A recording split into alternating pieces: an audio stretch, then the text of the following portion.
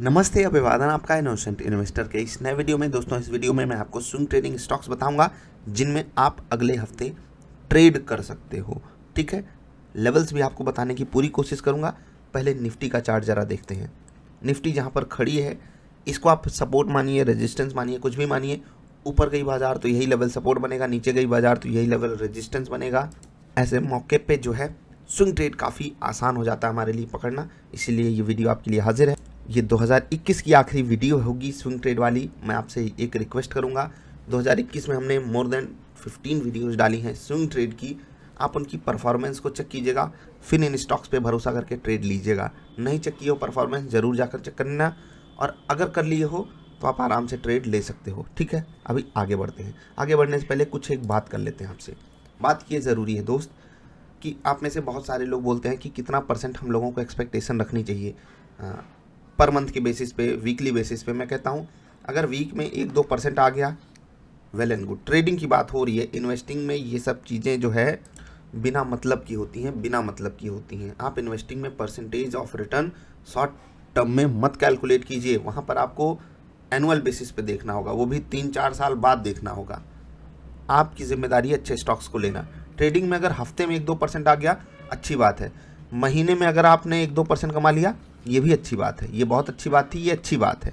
ठीक है, एक बात याद रखना, आप जब ये पैसा कमाए हो ना, भले आपने 500 रुपये ही कमाया हो, भले आपने 1000 रुपये ही कमाया हो, आपको एक बात पता होनी चाहिए कि 95% लोग माइनस में हैं, आप प्लस में हो, और अपने पोर्टफोलियो के हिसाब से आपने 1-2% कमाया है। तो ये देखा करो, हाइपर पॉजिटिविटी के चक्कर में फंस के खुद को बर्बाद मत करो।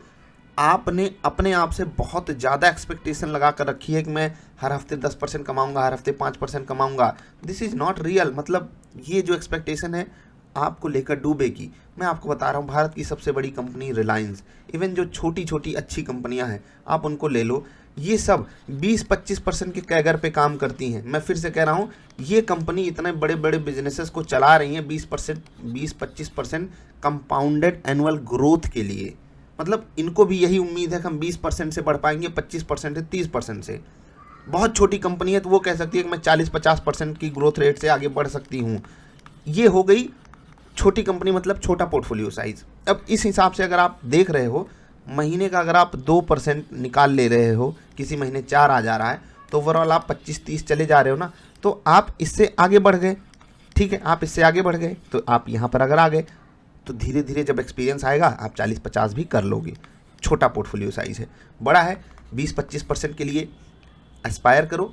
ज़्यादा आता है, बाज़ार बहुत अच्छी है, वो आपको देगी ज़्यादा, लेकिन उम्मीद ज़्यादा की मत रखो, काम सही वाला करो बस। चलिए स्टॉक्स बताता हूँ। भारतीय एयरटेल, यहाँ पर मेरी पोजीशन अभी कंटिन्यू है। दो तरीके से देखिए, मैं 2 बार यहाँ पर क्वांटिटी ऐड किया था, एक बार 660 के आसपास, एक बार 666 के आसपास। ये वाली क्वांटिटी मैं बुक कर चुका हूँ, ये वाली क्वांटिटी मैं होल्ड कर रहा हूँ अभी। ये स्विंग ट्रेड आपको बताया गया था, कैसे पकड़ना था आपको मैंने वीडियोस दी हुई हैं मस्ट वॉच प्लेलिस्ट में। आज तो आपको लेवल्स भी बताऊंगा, आराम से आप यहाँ पर ट्रेड पकड़ सकते थे। 2 अलग अलग अकाउंट में मैंने यहाँ पर ट्रेड लिया था। ये वाला ट्रेड अभी मेरा कंटिन्यू है, 10 रुपये प्रॉफिट में हूँ। स्टॉक रिवर्स कर चुका है, वॉल्यूम कम था इसीलिए मैंने ये ट्रेड कंटिन्यू किया, नहीं तो ये भी प्रॉफिट में बुक ही कर लेता। तो थोड़ा आपको इस पर नज़र बनाकर रखनी है। भारतीय एयरटेल अभी मैं कंटिन्यू कर रहा हूँ, इसका मतलब मेरी एक्सपेक्टेशन पॉजिटिव साइड है। लेवल्स कैसे निकालते हैं वीडियो आपके लिए प्रोवाइड की गई है, प्लस जो नए स्टॉक्स बताए जाएंगे उनमें मैं आपको लेवल्स बताऊंगा। LIC हाउसिंग फाइनेंस, यहाँ मैंने एग्जिट कर लिया है। ट्रेड बहुत बढ़िया मिला था दोस्त, लेकिन ये स्टॉक रिवर्स कर गया। वॉल्यूम भले कम है, लेकिन जिस हिसाब से ये ऊपर से टूट रहा था, मेरे लिए बेटर था कि मैं एग्जिट कर लूँ। ठीक है, 15 मिनट की कैंडल पे LNT फाइनेंस होल्डिंग यहाँ पर न्यूज़ आ गई, और इस कारण यहाँ पर भी मुझे एग्जिट मिला, और बहुत बड़ा मुझे यहाँ पर खामियाजा भुगतना पड़ा। अच्छा खासा प्रॉफिट था, बढ़िया वाला प्रॉफिट था, और उस प्रॉफिट को मैंने हाफ होते हुए देखा, इवन हाफ से भी कम होते हुए देखा। ये बुरा तो लगता है दोस्त, लेकिन कुछ भी नहीं कर सकते, हम कुछ भी नहीं कर सकते। ये जो हफ्ता गया है ना पिछला, शुरुआत देखिए कितनी भयानक थी, उसके बाद हमने एक मतलब गेन वाली टेरिटरी पे हम आए कि कमाई हमारी हुई थोड़ी थोड़ी, स्टॉक्स ऊपर गए। उसके बाद अचानक से जब कोई क्रैश आ जाएगा हम कुछ नहीं कर सकते, हमें एग्जिट करना ही पड़ेगा स्टॉप लॉस पे, और LNT फाइनेंस होल्डिंग ने हमें एग्जिट दिलाया।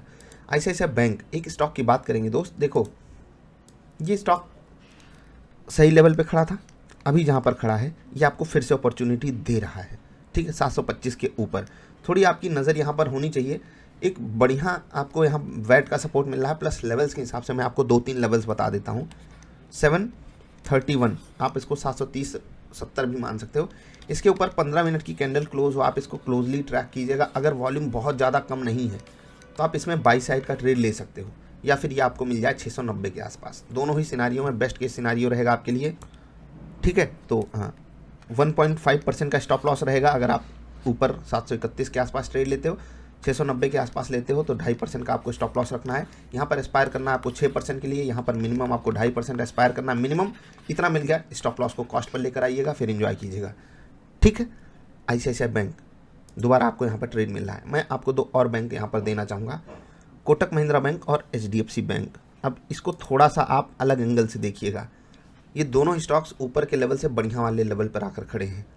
300 रुपये सस्ता आपको मिल रहा है HDFC बैंक, और कोटक महिंद्रा बैंक आपको और ज़्यादा सस्ता मिल रहा है, अप्रॉक्सीमेटली 500 रुपीज़ सस्ता मिल रहा है, ठीक है। अब परसेंटेज टर्म्स में देखोगे तो कोटक महिंद्रा बैंक अगर नॉर्मल एंगल से देखो, जिस हिसाब से भाग गया उस हिसाब से यहाँ पर अभी और गिरावट संभव हो सकती है HDFC के मुकाबले, लेकिन HDFC की जो एसेट क्वालिटी है बहुत ही लाजवाब है, तो आपका वहाँ पर ज़्यादा फोकस होना चाहिए। दोनों ही स्टॉक्स में मैं आपको लेवल बता देता हूँ, HDFC बैंक में और कोटक महिंद्रा बैंक में। पहले HDFC बैंक का आप लेवल नोट करिए, 1442। इसके प्लस में अगर कोई 15 मिनट की कैंडल मिल गई, आपको यहाँ पर ट्रेड लेना है।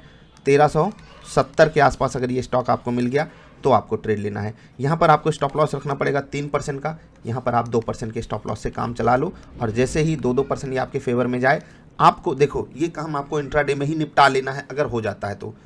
वैसे HDFC बैंक और कोटक में इतना तेज भागते नहीं हैं, लेकिन अगर इसके ऊपर ट्रेड आपको मिल जाता है, अगले दिन के लिए होल्ड कर जाओ। हो सकता है अगले दिन नीचे खुल जाए, स्टॉप लॉस खा जाए, कोई बात नहीं, लेकिन जब तक रिस्क नहीं लोगे ट्रेड कहाँ से मिलेगा। 3-4 स्टॉक्स में आपका ट्रेड डाइवर्सिफाइड होना चाहिए, ये मैं आपको हमेशा रिकमेंड करता हूँ। जहाँ पर भी आपको अपॉर्चुनिटी दिखे वहाँ पर आपको ट्रेड लेना चाहिए, ठीक है। हाँ, मैंने कोटक महिंद्रा बैंक के लेवल्स नहीं बताए। देखो जहाँ स्टॉक खड़ा है बहुत ध्यान से देखिएगा, ये इसके लिए खुद ही एक सपोर्ट है, यानी कि 1750 का लेवल। 1755 के ऊपर यहाँ पर एक ट्रेड बढ़िया मिल सकता है। अब ये लेवल्स आ कैसे जाते हैं, उसके लिए आपके लिए फीवो वीडियो है, फिबोनाची वाली वीडियो है, पिवट पॉइंट वाली वीडियो है, ये ज़रूर देखिएगा।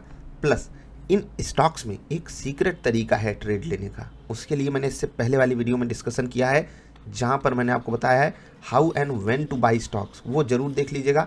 उस वहाँ पर जो वीडियो आपको रिकमेंड की गई है वो आपको मिल जाएगी चैनल पर, बस आपको सर्च करना है, ठीक है। तो इन स्टॉक्स में उस पर भी आप बहुत अच्छा ट्रेड पकड़ सकते हो, जितने भी स्टॉक्स आपको बताए गए, चाहे ICICI बैंक हो, चाहे कोटक महिंद्रा बैंक हो, चाहे HDFC बैंक हो।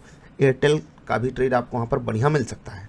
इन चारों स्टॉक्स के बाद कुछ स्टॉक्स की और बात करेंगे। भेल 57 रुपये 50 पैसे के ऊपर मैं इस स्टॉक को खरीदूंगा, ठीक है। 57 रुपये 50 पैसे के ऊपर 15 मिनट की क्लोजिंग हुई, मैं इस स्टॉक को खरीदूंगा। इंट्राडे आप मान सकते हो, लेकिन हर 1% के मोमेंटम पे मैं स्टॉप लॉस जो 2% नीचे लगा कर रखा हूँ। यहाँ पर रिस्क रिवार्ड मेरा फेवरेबल नहीं है, इसलिए मैं ये ट्रेड थोड़ा रिस्की ट्रेडर्स को लेने के लिए बोलूँगा, क्योंकि टारगेट पहला 1% पे है, 58 रुपये पे है, लेकिन जो स्टॉप लॉस है वो दूर है 56 रुपये के आसपास, 2% आप ये मान सकते हो, ठीक है, 56 रुपये 20 पैसे के आसपास। तो ये ट्रेड थोड़ा सा आप कतराइएगा अगर आप रिस्क रिवार्ड रेशियो के अलावा नहीं ट्रेड लेते हो, मतलब RR आपके फेवर में है तभी आप ट्रेड लेते हो, तो आप भेल अवॉइड कर दीजिएगा। बाकी यहाँ पर भी ट्रेड बढ़िया मिल सकता है, और एक बार 1-1.25% का मोमेंटम आ गया, मैं स्टॉप लॉस को कॉस्ट पर लेकर आऊँगा, भले हिट करके बाहर कर दे हमको, ठीक है। तो भेल पे आपकी नज़र होनी चाहिए, लेवल्स मैंने आपको समझा दिए। एक आखिरी स्टॉक रहेगा HDFC लाइफ, इसके बारे में मैंने पहले डिस्कशन किया है, ये ट्रेड आपको पहले ही दिया जा चुका है, थोड़ा ध्यान रखिएगा। एक स्टॉक मैं आपको एक्स्ट्रा दे रहा हूँ होम वर्क के लिए, क्योंकि यहाँ पर आप अगर वॉल्यूम देखोगे, ठीक है, मैं वॉल्यूम थोड़ा सा अलग लेवल पर यहाँ आपको दिखा रहा हूँ। जो पिछले दिनों में वॉल्यूम हुआ है, और कुछ खास वॉल्यूम इस स्टॉक में होता नहीं, इसलिए इस पर कुछ खास कॉन्फिडेंस भी नहीं है, लेकिन थोड़ा यहाँ पर नज़र होनी चाहिए कि ये स्टॉक अगर 740 के 1740 कहाँ आ गया, 740 के ऊपर निकले, क्या हमको यहाँ पर एक पोजीशन बनानी चाहिए? क्या वो वीडियो आपकी काम आएगी जो इससे पहले वाली वीडियो में रिकमेंड की गई है? देख लीजिएगा, नज़र इन स्टॉक्स पे आपकी होनी चाहिए। मेरा हाई कन्विक्शन ट्रेड कहाँ पर रहेगा? भारतीय एयरटेल में कंटिन्यू ही कर रहा हूँ, ठीक है। उसके बाद ये जो बैंकिंग स्टॉक्स आपको बताए गए हैं, यहाँ पर हाई कन्विक्शन ट्रेड है, इन पर आपकी नज़र होनी चाहिए। भेल में मैं ट्रेड लूँगा ही। HDFC लाइफ मैं कंटिन्यू कर रहा हूँ, अभी काफ़ी कम क्वांटिटी है, लेकिन मैं ऐड ज़रूर करूँगा। देखो होता क्या है, जब भी मैं कोई ट्रेड आप लोगों को रिकमेंड करता हूँ, कुछ क्वांटिटी मैं तुरंत लेता हूँ उसको, जिससे स्टॉक मेरी रडार पे रहे। और जैसे ही कन्विक्शन आ जाता है, सेटअप पे ट्रेड मिल जाता है, मैं उस ट्रेड को कंटिन्यू करता हूँ। ठीक, अभी मैं आपसे विदा ले रहा हूँ। इन स्टॉक्स पे आपकी नज़र होनी चाहिए। कमेंट्स एक दो देख लेते हैं। एक काम करते हैं, कमेंट्स लेंगे, कल एक स्पेशल वीडियो बनाएंगे कमेंट की, क्योंकि 2021 अब जा रहा है, तो कुछ आप लोगों से भी बातचीत गहराई में करी जानी चाहिए। तो आप लोगों को एक फिर से टास्क दे रहा हूँ। आस्की के लिए काफ़ी लोगों ने रिक्वेस्ट की थी कि सर आजकल आप आस्की नहीं कर रहे हो, तो हम फिर से आस्की करने आ गए हैं। जो अभी तक के कमेंट्स हैं मैं उनको भी पिक करूँगा, प्लस जितने भी कमेंट्स इस हैशटैग पे रहेंगे, आस्क डबल आई, आस्क कैपिटल लिखिएगा, डबल आई स्मॉल में लिखिएगा, जिससे कि मैं आसानी से ढूंढ लूँ। जो भी कमेंट इस पे रहेंगे उनको मैं एकदम मतलब मस्ट है कि मैं उसको लूँगा ही लूँगा। आप अच्छी बात लिखो, गंदी बात लिखो, हमारे खिलाफ लिखो, सब कुछ उसमें लूँगा। अच्छी बातें भी लगती हैं वो भी लिखा कीजिए। कोई सवाल हो, जेन्युइन सवाल हो तो ज़रूर लिखिएगा, मैं आपके सवाल का जवाब देने की पूरी कोशिश करूँगा। कल ये वीडियो आएगी दोपहर के आसपास, तो उससे पहले आप कमेंट करोगे, आपको रिस्पॉन्स ज़रूर दिया जाएगा। ये बढ़िया रहेगा। आपको एक बात बता दूं, मैं जल्दी ब्रेकआउट ट्रेड्स आप लोगों को शेयर नहीं करता हूं, क्योंकि मुझे ये पता है कि वहां पर आप में से बहुत सारे नए लोग होंगे, वो गलती ज़्यादा करेंगे, ब्लंडर ज़्यादा करेंगे, और मैं ये चाहता नहीं हूँ। नहीं तो वो ट्रेड देना काफ़ी आसान हो जाता है। ट्रेंड लाइन का ट्रेड देना कितना आसान हो जाता है, और कितने ढेर सारे ट्रेड्स उसमें मिलते हैं। तो थोड़ा आपको भी ध्यान देने की ज़रूरत है। और अगर आपको लगता है कि हाँ आप थोड़ा एक्सपर्ट लेवल पे आ गए हो या इंटरमीडिएट लेवल के ऊपर जा चुके हो, तो आपको ब्रेकआउट कैच करना चाहिए, ट्रेंड लाइन कैच करनी चाहिए, क्योंकि वहाँ पर ट्रेड की अपॉर्चुनिटी ज़्यादा मिलती है। एक ही दिन में आपको कई ट्रेड मिल जाते हैं, इवन एक ही स्टॉक में कई ट्रेड मिल जाते हैं। बाकी अभी आपसे विदा ले रहे हैं, जल्दी मिलेंगे ढेर सारी अच्छी वाली वीडियोज़ में। नमस्कार।